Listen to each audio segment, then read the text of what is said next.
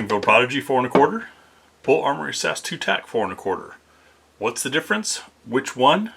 Why? These are some questions I want to explore coming up next on GBGuns. After reviewing the BUL Armory SAS 2 ultralight 3 1/4 inch, this little guy, I fell in love with it as a lightweight, high capacity, excellent summer carry gun, and that's what I've been using it for. As a result, I got curious and got the 4 1/4 inch SAS 2 TAC. Somewhat of a competition gun, somewhat of a duty gun, could do a lot of things. Really enjoyed this, and that got our patrons asking for a review of the Prodigy. So with patron funding, picked up the Prodigy. That review may or may not be fully out yet, not sure. At least I know it's out on gbgunsdepot.com, just not sure if it's here on YouTube yet. And I swear I've got the best audience. I love you guys. Intelligent questions all the time. And the one came up of Prodigy or SAS 2 TAC. Which one and why? And as I started to look into this, because I don't normally do comparison videos on this channel, I don't like picking my personal winner or loser. I think that almost all firearms have a place and have the right audience for the right person, depending on what their design intent is and what that individual's need is. But the more I looked at these two, the more I realized they're not the same. There's quite a bit of difference, but because they are both in the, I wouldn't call it say affordable per se, but in the attainable everyday income for getting into a double stack 1911. You know, these aren't $3,000 guns. The Prodigy, I think, listed originally for $15.99. You can find them now, as of when I'm filming this, for $11.99 through $16.99, and the SAS 2 TAC is a little more at about $17.50. But it's close enough that if you've saved for one, you might be wondering, should you save another month or two and pick up the other? So I want to show you why these guns are different and what you're getting for that cost difference. To start things off with why they're similar and why people are weighing between these two aside from cost. At the 30,000 foot level, they're kind of similar. 4 1/4 inch, you get 17 rounds in the Prodigy, or a 20 rounder with an extended mag. You get 18 rounds in the SAS 2 TAC because they are different magazines. Prodigy uses your classic 2011 double stack 1911 magazines. BUL Armory has their own. Both 4 1/4 inch barrels, though the barrel protrudes a little bit on the BUL. They're both optics ready, and they get you into the double stack 1911 world. I think really that's where the similarities end. The differences, though, are quite numerous. Let's get into those two factors that I think everyone should keep in mind when looking at guns. Just to reiterate, are what was it designed for and what's your intended purpose? BUL Armory, coming from a competition gun background, created the SAS 2 TAC as a duty or carryable variant of their more famous race guns seen around the world in competitions. Springfield Armory, known for 1911s, this is their first foray into the double stack world.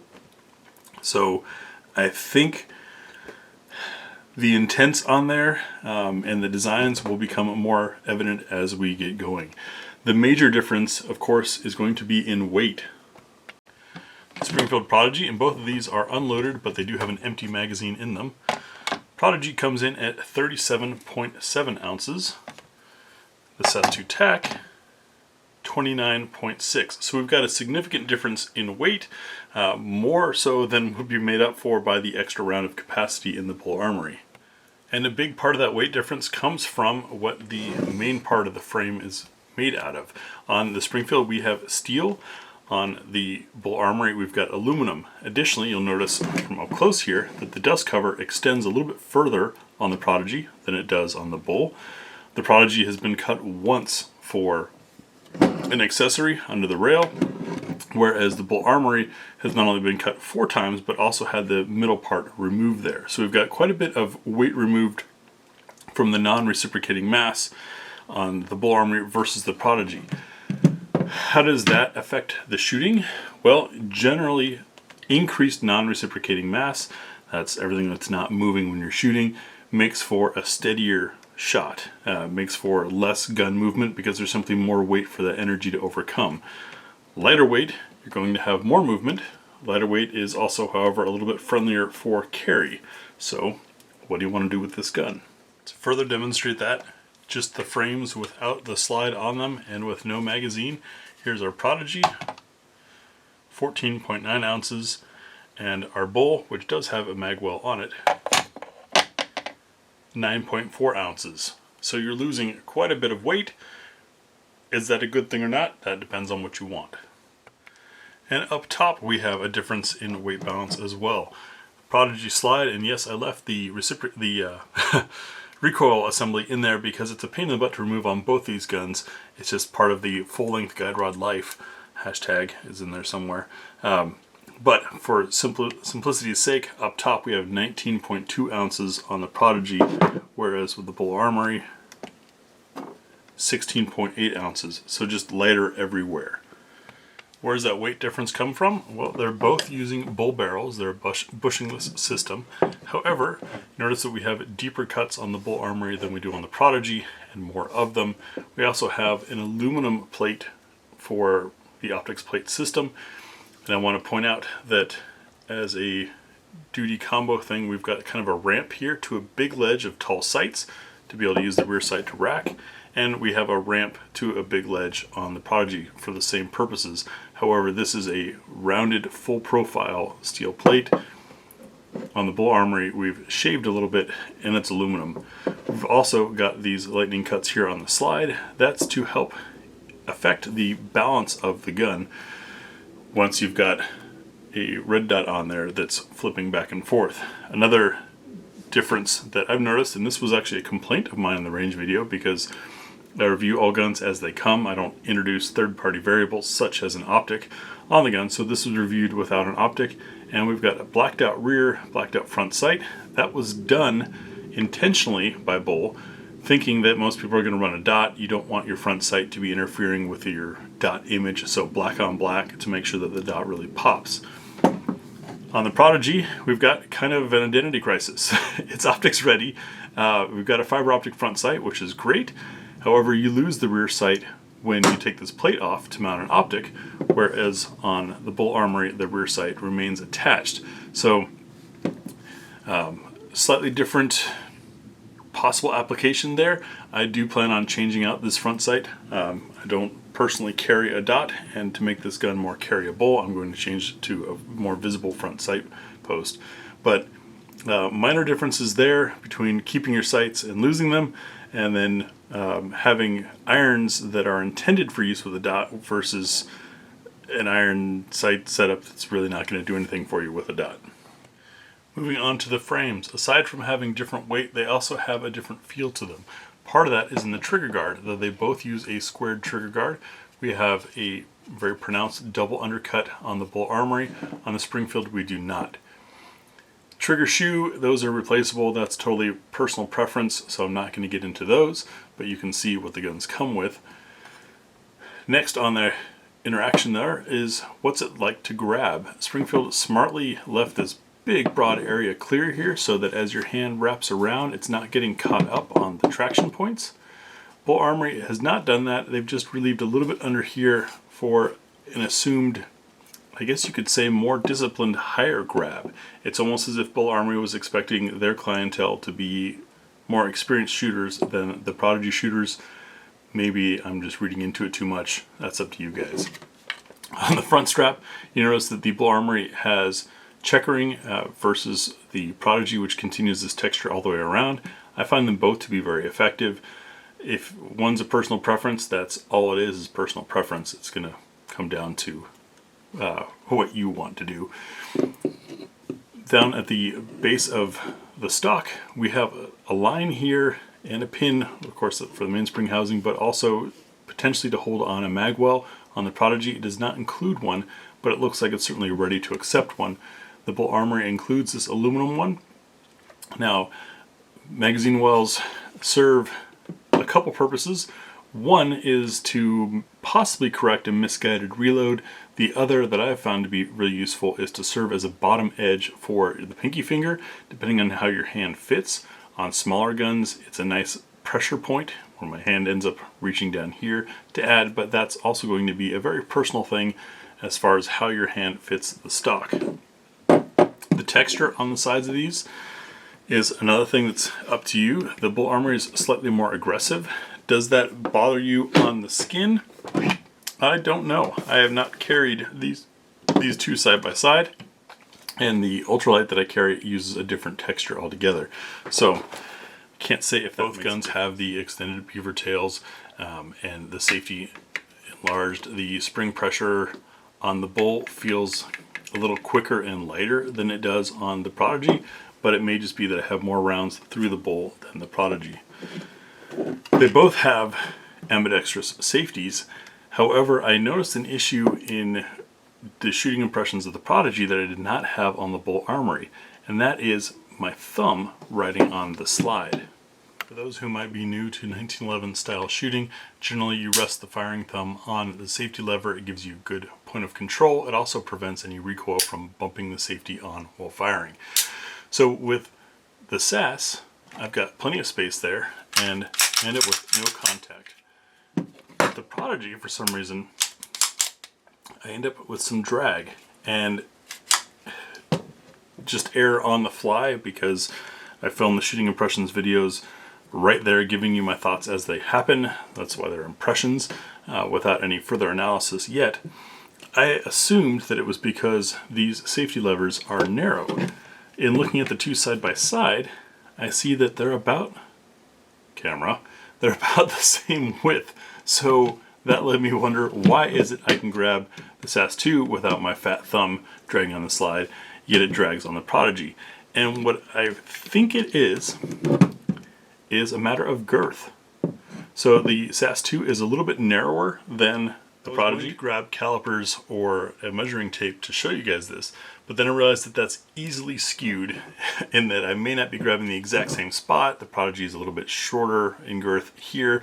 So it's really hard to do that fairly, and as bad as camera angles can be, please trust me that this is as straight down view as I can possibly guarantee with the camera. And you'll notice that the Prodigy is a little bit fatter than the SAS2. Now I wear double XL gloves, so usually that means a bigger gun is better.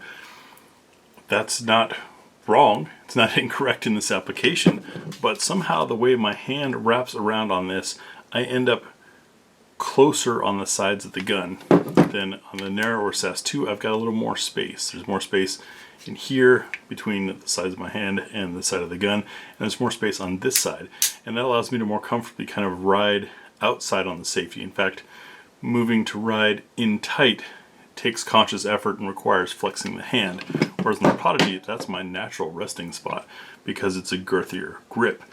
So that is a factor that may play a role, and in fact, when reviewing the Prodigy and not having malfunctions, either Springfield fixed it or some of the early reviewers were doing that, causing a little bit of friction, slowing down the slide, and causing a lot of those malfunctions that were reported in the early Prodigy videos.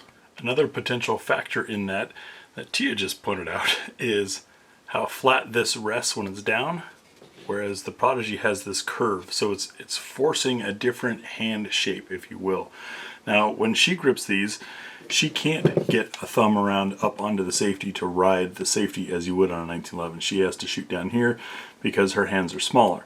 So, if you have smaller hands, that might not be an issue, but if you have larger hands, this shape, and I think the girth, and then I'll show you one other aspect, is breadth on the back strap. You notice that the mainspring housing on the SAS2 has a broader stretch of traction than the somewhat more pointed. I mean, obviously mainspring housings are mainspring housings, but with this being narrower, I think it's because it's protruding a little bit more, whereas it's a little flatter on the SAS2.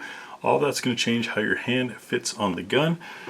For me personally, it makes the SAS2 easier to operate and more comfortable to operate. So where does the cost difference come from? Well, aside from what you've seen in the tabletop videos of these two guns, you're getting a lot more package with the SAS2 than you are with the Prodigy. Also keep in mind the SAS2 is produced in Israel and then has to be imported, so there's a lot of expense there. But I think we've also seen extra expense in machining and machine time, in that there's a lot more work done on this to produce these shapes than there is on the Prodigy. Machine time costs companies money. That gets eaten up by we the consumers. It's just a fact. You get more magazines with the SAS2. The SAS2 includes this aluminum magazine well that comes pre-installed, and other little touches such as the release button already being threaded for putting an extension or something to change the size here, understanding that these guns tend to be large, like what Tia has experienced. There are ways you can put an extension on here, simply threading it in there for smaller-handed people to still reach it. Whereas on the Prodigy, you're going to be looking at changing your magazine release to be able to do that. So there's little touch, even the texturing here on the slide lock release versus on the Prodigy. There's more machining in the SAS2. I think that's a big part of why it costs more. You're getting more features in it, and I'd almost argue even a more dedicated intent to the pistol. So these guys came from a background where they knew how to take essentially a race gun and make it carryable, make it lighter weight, make it duty worthy, if you will, giving it plenty of rail space, all that kind of stuff. Whereas the Prodigy seems to be somewhat torn in what it wants to be. Having the steel frame says, okay, competition use. We only have a single point of rail spot here. That's also more competition use. But you lose your rear sight if you put an optic on, and you've got a fiber optic front sight from the factory, which is going to potentially cause issues with your optic. There's just kind of an odd blend going on here versus something a little more dedicated, purpose built. I think that, plus the other factors I mentioned, are why we see a price difference in here. Which one is right for you is going to be up to your intended application. I love that Springfield has reduced the cost barrier that keeps a lot of people out of this platform. They're not inexpensive guns to make, and so most companies charge a lot of money for them. These two are of the more affordable type. I would argue that the cost difference between the BUL Armory and the Springfield is completely justifiable in features and machining, manufacturing, etc. I bring this up because I don't think these two are equivalents. While they are both on the more affordable edge of double stack 1911s, I don't think that one is a replacement for the other. And so this or that isn't so much for a certain role or position. The weight of the Prodigy to me says you don't want to carry it. The weight of the SAS2 ultralight, or sorry, SAS2 TAC, tells me that it could be carried. So there's a couple things there, but that's all a personal preference matter. I hope this has helped put you in some direction, because I know a lot of folks were thinking, all right, I'm saving. They have the cash, and then they realize, well, if I save a little longer, I could get this guy. And these have become popular as of late, so maybe I should save more for that. I think it really comes down to what you want to do with the gun. Please hit us up with any questions you have on these. If you want to see a shooting comparison of these two, I'm working on that, trying to get a second shooter involved, maybe run some drills and see if we've got some different takes on running different drills of what the added weight gives us versus the speed or potential speed of the lighter weight pistol. That's another classic one that has been really popular in competition circles. My friend David over at the Humble Marksman channel has some great videos and talking points on heavy guns in competition, both the pros and cons. And I think that's the largest easy to put on paper difference between these two. The rest of it's going to be in personal preferences, likes and dislikes. Thanks for watching.